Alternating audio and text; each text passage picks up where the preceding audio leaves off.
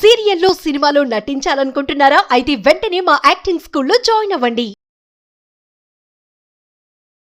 Hi hello నమస్తే, welcome back to Suman TV. ప్రస్తుతం అంత పాటు ఉన్నారు motivational speaker, family counsellor, public speaker Rajani Rama గారు.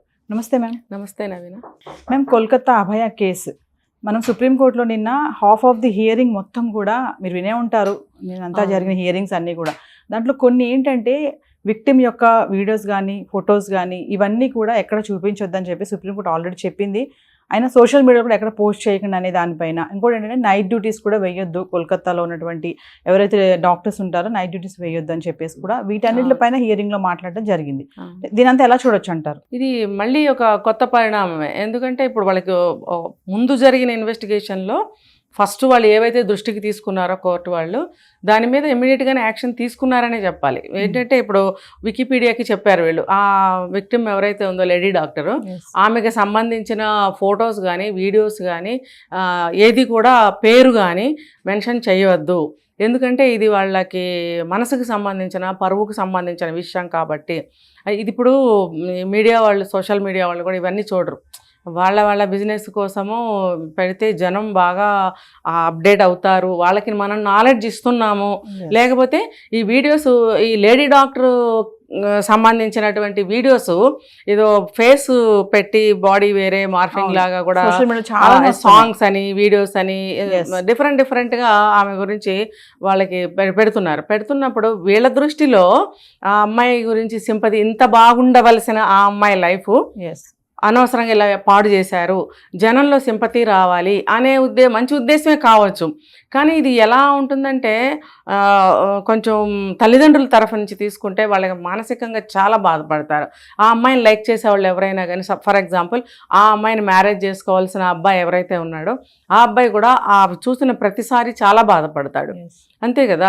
ఇప్పుడు ఆ అమ్మాయిని ఆ అబ్బాయిని కరెక్ట్గా ఆ అబ్బాయి ఫోటో అవునా కదా మనకు తెలీదు, కానీ ఒక అబ్బాయి లాగా ఆ లేడీ డాక్టర్ని ఇంకో అబ్బాయిని కలిపి వీడియోస్ చూపించడము, ఆమె బర్త్డే పార్టీస్ చేసుకున్నట్టు, ట్రిప్స్కి వెళ్ళినట్టు, రకరకాలుగా వాళ్ళ కజిన్స్తో కానీ ఫ్యామిలీ మెంబర్స్, రిలేషన్స్, వాళ్ళతో చుట్టాలు ఉంటారు కదా, వాళ్ళతో అందరితో ఫోటోలు దిగినట్టుగా అవన్నీ తీసుకొచ్చి చూపిస్తున్నారు. అది ఎంతవరకు కరెక్ట్ అనేది పబ్లిక్కి తెలుసా?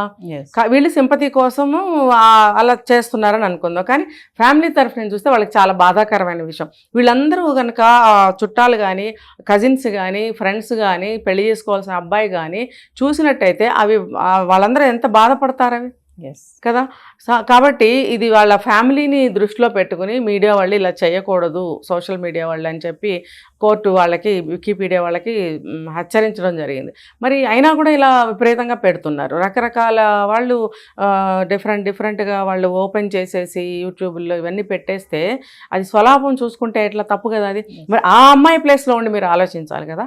ఆ అమ్మాయికి ఎంత, ఫ్యామిలీకి ఎంత బాధాకరమైన విషయం అది. చీమ కుట్టితేనే మనం ఎంతో బాధపడిపోతామే, జీవితాంతం పచ్చి పుండులాగా ఈ అమ్మాయి విషయం వాళ్ళకి కెలుకుతూనే ఉంటుంది కదా. మనం ప్రతిరోజు గుర్తు చేసి ఇంకా బాధ పెట్టాలా? ఆ ఇంగిత జ్ఞానం వాళ్ళకు ఉండాలి. కోర్టు హెచ్చరించిన తర్వాత కూడా వీళ్ళు అలా చేయడం ఏంటి? బాగా మేడం సోషల్ మీడియాలో బాగా అప్పుడు విపరీతంగా అసలు అంటే ఎందుకు పెడుతున్నారో అర్థం కాదు. తల్లిదండ్రులకి ఎంత బాధ అది. అంటే వాళ్ళకు కూడా మనం రెస్పెక్ట్ ఇవ్వాలి కదా. అమ్మాయిని కోల్పోయారు వాళ్ళ ఒక్కతే కూతురు, వాళ్ళకు కూడా కొంచెం రెస్పెక్ట్ ఇవ్వాలని చెప్పి నిన్న కోర్టులో మాట్లాడడం జరిగింది. ఇంకోటి ఏంటంటే డ్యూటీస్, నైట్ డ్యూటీ వేయొద్దు వాళ్ళకి అని చెప్పేసి కూడా మాట్లాడారు నిన్న. ఇప్పుడు తల్లిదండ్రులు అనేవాళ్ళు వాళ్ళ పెద్దరికానికి కానీ, ఒక డాక్టర్ పేరెంట్స్గా కానీ, ఇప్పుడు వీళ్ళు చాలా చీప్గా ఈ సోషల్ మీడియాలో ఇలా చూపిస్తున్నప్పుడు ఆ తల్లిదండ్రుల యొక్క ఇందాక చెప్పుకున్నట్టు అదే ఆ పరువు ప్రతిష్టలు ఏమవుతాయి? వాళ్ళ మర్యాదకి భంగం కదా అది. వాళ్ళ మర్యాదను తీసేసినట్టే కదా. ఎవరిస్తారండి వీళ్ళకి అటువంటి హక్కు? పోనీ ఏమన్నా రైట్స్ తీసుకున్నారా? పర్మిషన్ తీసుకున్నారా ఇలా వెయ్యమా అని? అసలు పర్మిషన్ ఇవ్వలేదు కదా కోర్టు. ఎప్పుడైతే ఇవి చూసిందో కోర్టు వెంటనే స్టాప్ చేయమని చెప్పి హెచ్చరించినప్పుడు, ఆర్డర్స్ పాస్ చేసినప్పుడు ఇంకా ఎందుకు కంటిన్యూగా వీళ్ళు తీస్తున్నారు? మరి మళ్ళీ ఒకసారి కోర్టు హెచ్చరించాల్సిన విషయం ఉంది కదా, అవసరం ఉంది కదా. వీళ్ళు ఆలోచించాలి, మనం తప్పు చేస్తున్నామా, మన వ్యూస్ కోసం కానీ లేకపోతే ప్రజల యొక్క సింపతి కోసం కానీ మనం చేస్తున్నాము అని కవర్ చేసుకోవద్దు. ప్రజల సింపతి ఎప్పుడూ ఉంది. నువ్వు ఇలాంటి బొమ్మలు పెడితేనే సింపతి వస్తుందా? అక్కర్లేదు. ఎక్స్ట్రా ఎంత వచ్చేస్తుంది? అవసరం లేదు. ఇప్పుడు వీ వాంట్ జస్టిస్ అబౌట్ ఈమె లేడీ డాక్టర్ అని చెప్పి ఎంతోమంది పెడుతున్నారు. అవే పెడుతూ ఉండండి పోనీ, అది సింపతియే కదా, అది సపోర్టే కదా. మీరు కావాలంటే ఆ పని చేయండి. ఆ అమ్మాయి మార్ఫింగ్ చేసిన వీడియోస్, బొమ్మలు, ఫోటోలు, ఎవరెవరితోనో గ్యాదరింగ్ గ్రూప్స్ ఆఫ్ ఫొటోస్, అవన్నీ నిజమా అబద్ధం ఎవరికి తెలుసు? మీరు పెడుతున్నారు, నిజంగా వాళ్ళ చుట్టాలా, లేకపోతే ఆ పక్కన ఉన్న అబ్బాయి నిజంగా ఆ అమ్మాయిని చేసుకోవాల్సిన అబ్బాయి అయినా తెలుసా మీకు? కరెక్ట్గా తెలుసా? ప్రజలు నిజంగా అదే అనుకుంటారు కదా. అంటే ప్రజల్ని కూడా మీరు మోసం చేస్తున్నారు. మోసం చేసి మీరు వ్యూస్ సంపాదించడం అని కానీ, లేకపోతే సింపతి ఇంకా పెంచుతున్నామని కానీ మాయలో ఎందుకుంటున్నారు? అది ఎంతవరకు కరెక్ట్ కాదు అసలు. ఇప్పుడు తల్లిదండ్రుల యొక్క మానసిక పరిస్థితి, పరువు ప్రతిష్టలు ఏమవుతాయి, వాళ్ళ యొక్క గౌరవ మర్యాదలు ఏమవుతాయి? వాళ్ళ బిడ్డ ఎంతో పేరు ప్రతిష్టలు తెచ్చుకోవాల్సిన, డాక్టర్ అవ్వాల్సిన ఒక డాక్టర్ గారి అమ్మా నాన్న అంటే సమాజంలో ఎంత విలువ ఉంటుంది. వాళ్ళ విలువను మీరు తీసేస్తున్నారు. ఇప్పుడు సరే, ఆ అమ్మాయి చనిపోయింది, పక్కన పెడదాం. ఉన్న వాళ్ళని ఇంకా చంపుతున్నారుగా. మా అమ్మాయి ఎవరికీ తెలియదు ఈ రోజు వరకు. ఆ అమ్మాయి ఒక డాక్టర్ అయ్యి హాస్పిటల్ నుంచి బయటకు వచ్చి సపరేట్గా ఆమె ఒక నర్సింగ్ హోమో ఏదో ఓపెన్ చేసినప్పుడు ఒక డాక్టర్గా గుర్తింపు పొందేది. కానీ ఇప్పుడు ఏ రకంగా గుర్తింపు పొందుతుంది? మీరు చేస్తున్నటువంటి ఈ చీప్ పబ్లిసిటీకి ఆ అమ్మాయి ఏ రకంగా గుర్తింపు పొందుతుంది అని నేను అడుగుతున్నాను. అంటే ఇండైరెక్ట్గా ఉన్న తల్లిదండ్రులను ఇంకా చంపుతున్నారు, ఉన్న పరువుని ఇంకా తీస్తున్నారు, ఉన్న గౌరవాన్ని ఇంకా మంటగలుపుతున్నారు. ఇప్పటికైనా సరే కోర్టు వాళ్ళు ఇచ్చినటువంటి ఆ హెచ్చరికని దృష్టిలో పెట్టుకుని వాళ్ళు ఆపితే మంచిది. లేకపోతే కోర్టు కూడా ఏం ఊరుకోదు కదా, నెక్స్ట్ ఏదో ఒకటి చెప్తారు. తర్వాత ఇప్పుడు ఈ కొత్త విషయాలన్నీ బయటపడుతున్నాయి. సిబిఐ మళ్ళీ ఇన్వెస్టిగేషన్ చేసింది కాబట్టి, ఎందుకంటే 17వ తారీఖు నివేదిక ఇవ్వాలన్నారు. మళ్ళీ ఇది సరిపోవట్లేదు, కొన్ని కారణాల వల్ల అక్టోబర్ 1కి అన్నారు కదా మేడం. చాలా సిబిఐ అయితే లోతుగా వెళ్ళింది. మనం కొన్ని వీడియోలు చెప్పుకున్నాం కూడా, కొత్త అన్ని కూడా బయటకు వచ్చాయని చెప్పేసి. ఆ రిపోర్ట్ కూడా మొత్తం నేను చదవడం కూడా జరిగింది హియరింగ్స్ లో. చాలా వస్తున్నాయి, రోజుకొకటి వస్తుంది.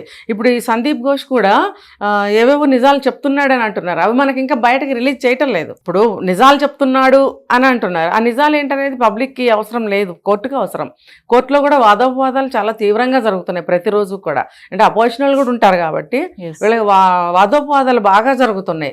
ఒకళ్ళు చెప్పిన దానికి రెండో వాళ్ళు కొంచెం అది ఎలాగా ఇది ఎలాగా అని అనటం నేను విన్నాను, ఆ వాదోపవాదాలు. కాబట్టి ఏది ఏంటనేది ఫైనల్ అవ్వందే మనకు కూడా రివీల్ చేయరు వాళ్ళు. కాబట్టి ఏదేమైనా వాళ్ళు కూడా లోపల చాలా ఫైట్ చేస్తున్నారు లాయర్స్ రెండు వైపుల నుంచి. ఈ నిజాలేంటి, ఆ సాక్ష్యాలేంటి త్వరలోనే బయటకు వస్తాయి. అక్టోబర్ 1 వచ్చేసింది. ఇప్పుడు నెక్స్ట్ అతనికి రిమాండ్ నుంచి ఛార్జ్ షీట్ ఫైల్ చేయడం కూడా జరుగుతుంది. Thank you ma'am.